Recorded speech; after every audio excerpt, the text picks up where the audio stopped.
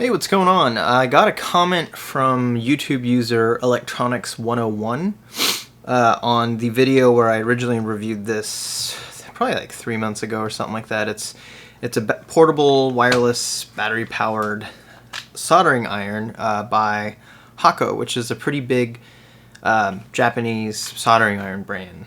In fact, they make one of probably the most popular soldering stations for makers and hackers. And you'd probably recognize it because it's their usual Swedish colors. Anyways, I really like the unit a lot, and it's really low price. And it uses standard AA batteries, if I remember correctly, and it heated up relatively quickly. In fact, it just annihilated just one of those crappy Radio Shack soldering irons that they don't have a base station. You just plug them straight into the wall. But anyways, his comment was, "Thanks for the review, but you didn't solder anything." And I went back and watched the video, and I realized I melted some solder with it just to see how quickly it would melt it. But I just assumed, oh, okay, cool. It seems like it'd work fine. It heats up pretty quickly, but I didn't actually solder anything with it, and that's kind of a fail on my part. So I decided to do a 2-for-1. I'm gonna do classical soldering video, but I'm gonna use this to solder the whole kit together. So we're gonna get the usual classical soldering, where it's a silent video of me soldering together some random cheap electronics kits, most of them from China. This one is not. I think I got this from the maker section at Microcenter some time ago. I have a whole box full of kits, by the way. It's kind of a backlog of ones to do whenever I need to make a filler video, whenever I don't have anything interesting to make a video about or don't have the time. So anyways, let's get started. I'm going to use this to solder this kit together, and yeah, and then I guess at the end I might fire the microphone back up to let you know how it went. Because if you've seen my other videos, I use a JBC iron, and it is a beast and has no problem at all, even with the lead-free solder that I like to use. So yeah, let's get started.